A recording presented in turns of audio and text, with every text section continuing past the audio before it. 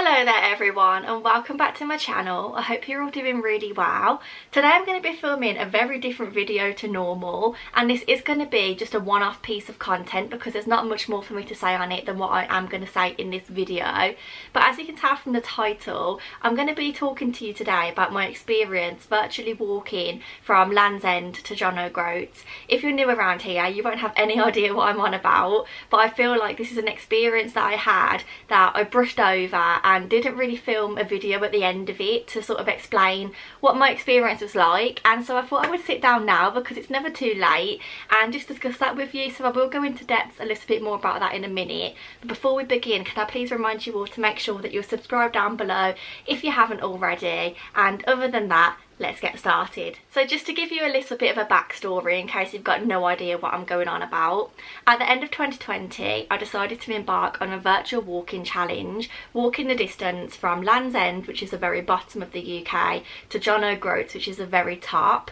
This is a total of 874 miles. I obviously didn't do it in real life, as in I wasn't walking physically from Land's End to John O'Groats, but I was doing it virtually. So I went on lots of walks around my local area and other areas of the UK, and then I added those miles into an electronic system, and that all totaled the 874 miles. I hope I've explained that well enough. If you've got any questions, then comment them down below and I'll be sure to answer them. I did this challenge with a company called End to End Challenges. I will leave them linked down below in the description box, so go ahead and check those out if this sounds like something you'd be interested in. The challenge itself costs £30, and for that £30 you do get a variety of different things. So the first thing that I've noted down that you get is different postcards along the way. Obviously, because you're doing this virtually, you don't actually get to see the places along the route. So when you hit the 50-mile mark, and then when you hit every 100-mile mark, so 100, 200, 300, etc., and then when you hit the end, they send you a postcard which gives you a little bit of information about the area which you're currently in along the route, which is a really nice touch. Also included in that £30 is the rewards that you get at the end. So for me, I chose to get a t-shirt, as you can see here, and a medal. I don't quite have my medal to hand, I'm not sure where I've put it, but I have kept it, and it's quite chunky to be fair. But other than that, you also have the option of planting a tree instead, and I didn't realise this when I signed up, otherwise I think I would have selected that option. But those are basically the things that you can choose from, which are all included in your £30 registration fee. So I suppose the next thing I'm going to speak about is why I actually decided to do this challenge, because it was a really random decision and so spur of the moment and unlike me at the time, so it did come as quite a shock to a few people.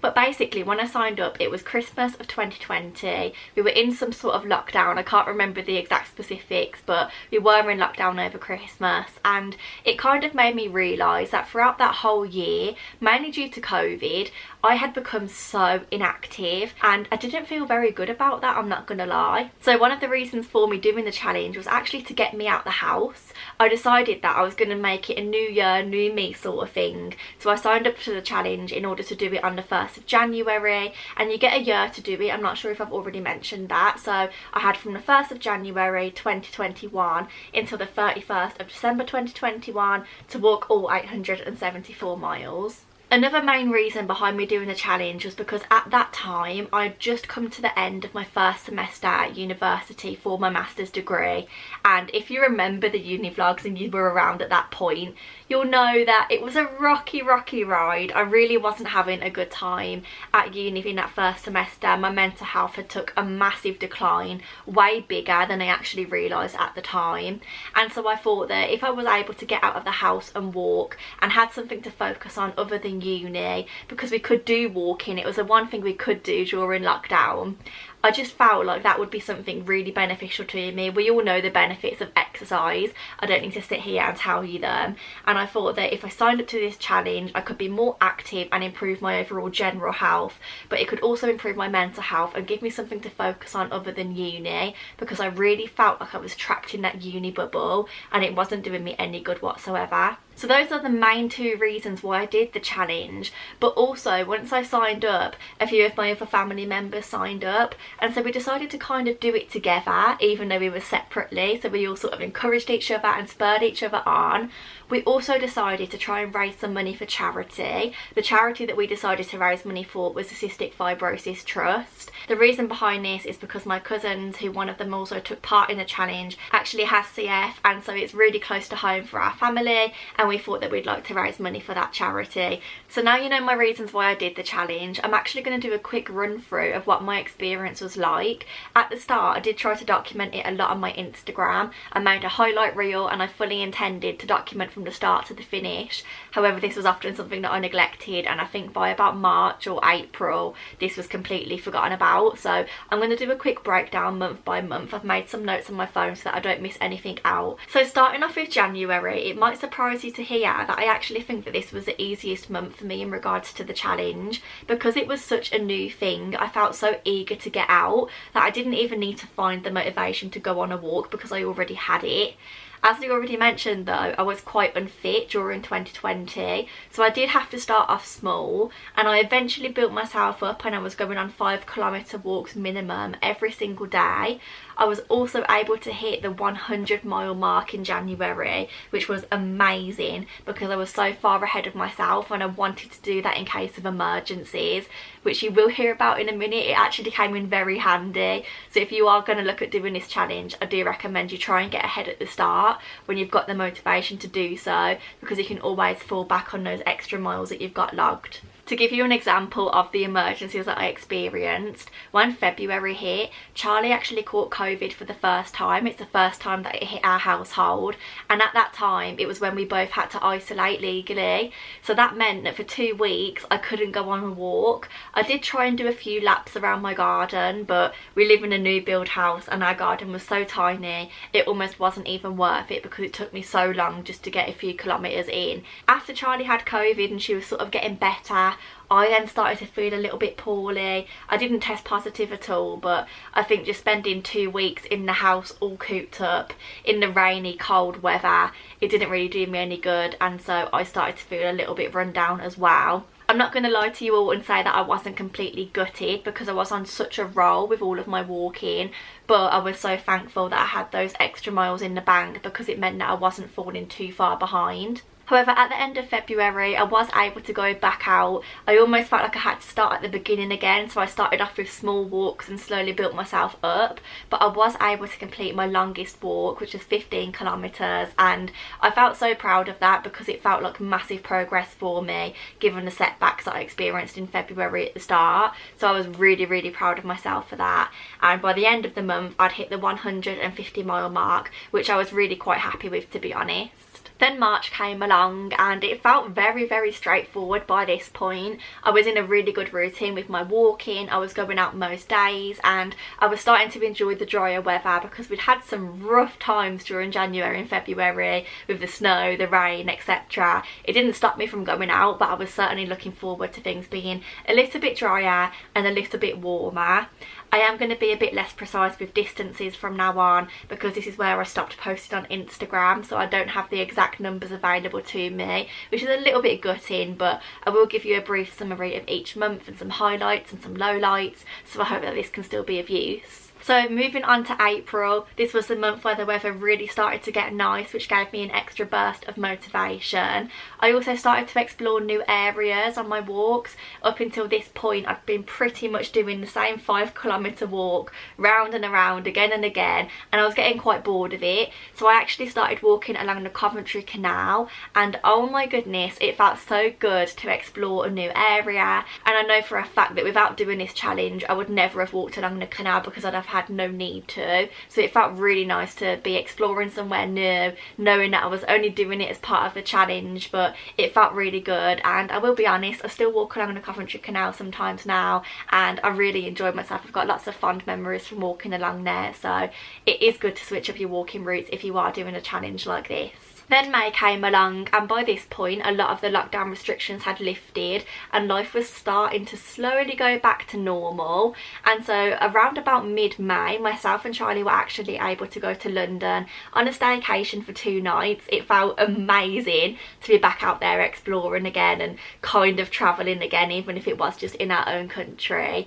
And it was perfect for the walking challenge because whenever I go to London, I'm always so surprised at how many steps I do. And I think because it it was our first time out like that in such a long time, we were so eager to cover loads of the ground on foot and see loads of things, and so this quickly became a very big favourite way of mine to rack up the miles. Once again, the highlights of June are very reflective of May. Myself and Charlie went to Cornwall for a week, and once again it was so easy to just get the miles in because you're naturally going to explore anyway.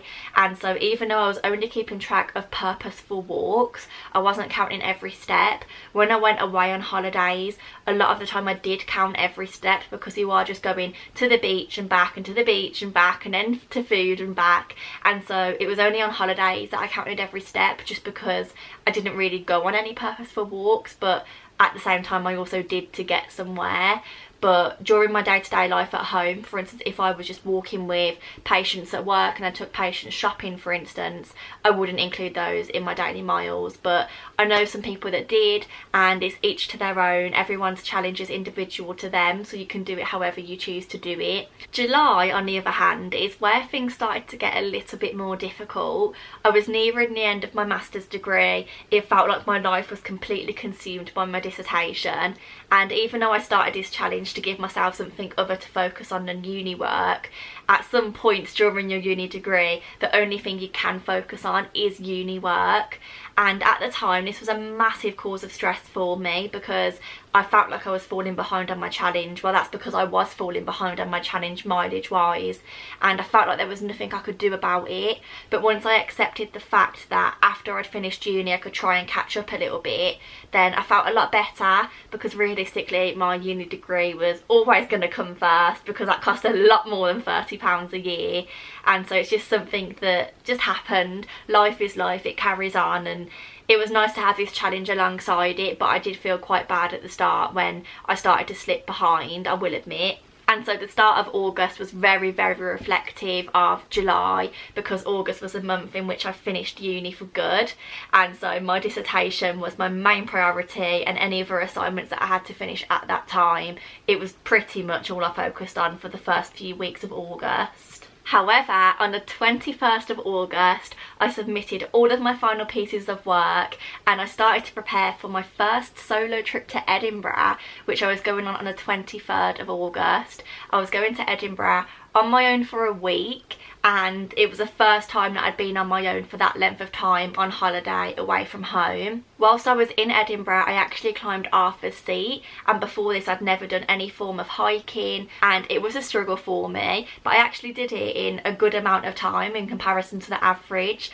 and it really made me realise at that time how much my fitness levels had improved, because before doing this challenge I don't think I could have made it to the top given the state that I was in at the end of 2020. Overall, my whole time in Edinburgh was really dedicated to walking, exploring, eating good food, and this was when I was slowly able to start catching up on the challenge. I also think it's worth noting that if I wasn't doing this challenge, I don't think I would have been as inspired to go to Edinburgh on my own. So as well as improving my fitness levels and my mental health, it also really helped push me outside my comfort zone. And now I'm just counting down the days until I can start solo travelling again, because I thoroughly enjoyed myself whilst I was there. As we moved into September, it was time for me to enjoy my final few staycations before starting full-time work. So to start the month with, I actually went to North Wales. I went camping, also on my own, which again I don't think I would have done without the challenge. I stayed in Barla for 2 nights, and on the second day that I was there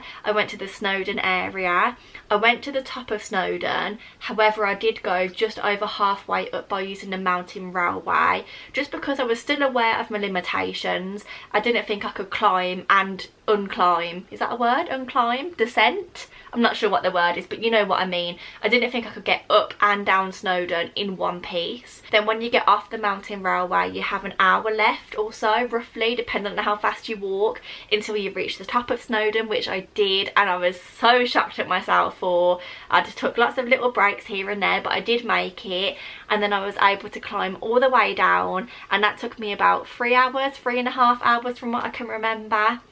And again, that was really useful for getting in the miles. The whole trip was, but it's also something, climbing Snowdon, I'm on about, that I would never have done without this challenge. And I'm so inspired to walk again this summer, to do some more incredible hikes and see some beautiful views.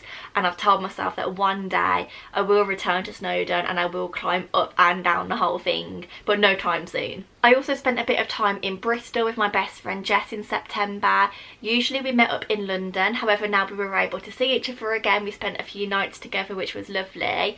And it's worth noting that when we met up in London, we usually did it for the purpose of walking, because she was also doing this challenge. And by this point we'd actually walked the equivalent of a few half marathons together, which honestly blew me away, because I never ever thought that that would be possible for me, because I was never at that fitness level. But yeah, it's definitely worth noting that if you've got friends or family that are also doing the challenge, or just enjoy fitness in general, walking with them really did help me to find the extra bit of motivation. Okay, so let's move on to October.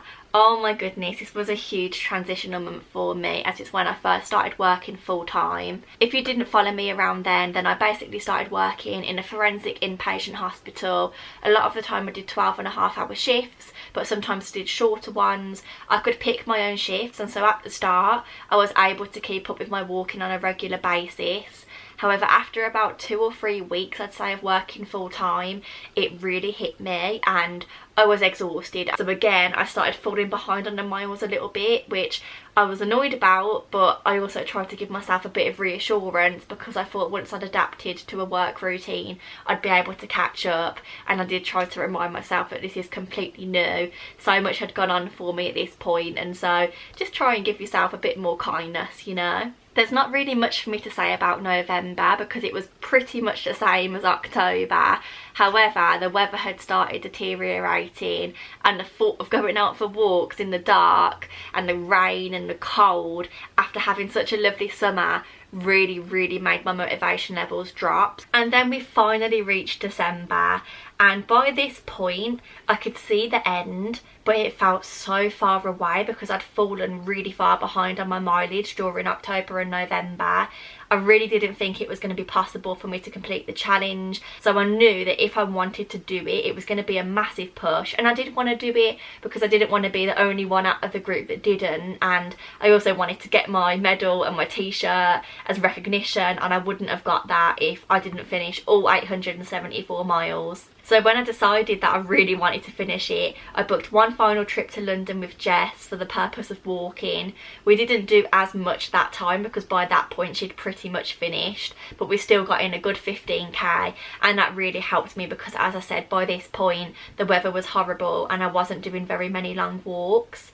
It's also such a busy month in December, which made it really hard to fit in regular walks, but because it was such a busy month, I was naturally doing a lot of running around. I went on a trip to Winter Wonderland with Charlie in London, and we stayed there overnight, and that got in quite a lot of miles. It is honestly a shock how much walking you do in Winter Wonderland. We also went to Liverpool for a concert which was cancelled, and so instead we went around the Christmas markets, we explored the town, and so I really used both of those trips to try and get in as many miles as possible. And then to everyone's surprise, on the 21st of December 2021, I finally completed all 874 miles, and by this point my feet could have fallen off. I felt so proud of myself because I really didn't think I could do it, and I had to push myself so hard this month. It was actually the hardest month of the challenge for me because I had more miles to do than any other month, and I also wanted to finish before Christmas so I could enjoy myself. So yeah, I was able to finish the challenge and I was so shocked, and sitting here now I still feel so proud and equally as surprised as I did when I finished it in 2021. Overall, I'm so grateful that I did it because I had the opportunity to achieve all of the goals that I had. I improved my fitness levels, I improved my mental health. It was definitely so good for my mental health to get out there.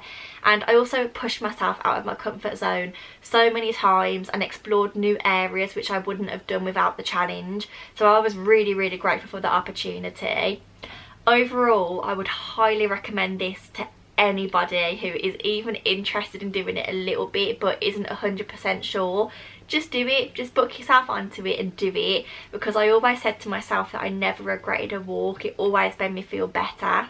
As I said, I will leave the company that I did it with linked down below in the description box, but I know that there are a huge range of companies that also offer exactly the same thing, so definitely do your research and pick one that works best for you.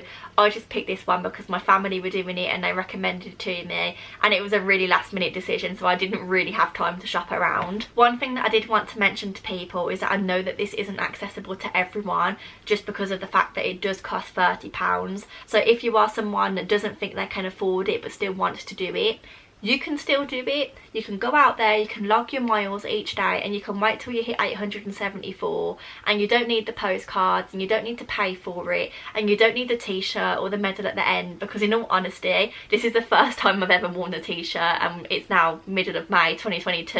I don't really get anywhere out of this. But you can do it without paying for it, because I do know that it's not accessible for everybody. For me, the reason why I decided to pay for it is because I really felt like I needed something to hold me accountable, because I knew that I wouldn't go out there and do it without it. And I do think it definitely shows that I need that accountability, because this year, how many walks have I been on? Have a guess. I don't know, but I can honestly count them on one hand, the amount of purposeful walks that I've been on. Maybe two hands at a stretch, but I've not been out this year. I've completely gone back on myself, and at the moment I am very inactive. I am making steps to improve that at the moment, because I definitely want to, and hopefully within the next few weeks I will be starting a new fitness adventure which is kind of reminiscent of my childhood.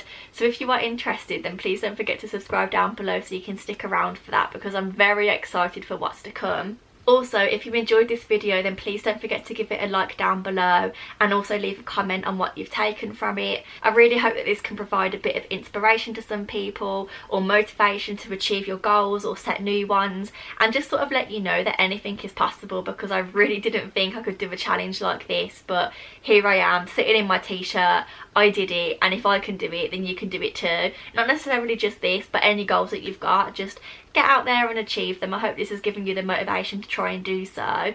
And other than that, I suppose I should bring this to a close, because I'm quite aware that I've been talking for a long time. I'm sure this video is going to be a lengthy one, but it is something that I feel like I brushed over at the time, and I kind of wanted to give it the ending that it's deserved. So I really hope you enjoyed this video. If you did, then as I said, please don't forget to give it a like and comment down below, and also subscribe. Also hit the notification bell so you don't miss out on my next upload.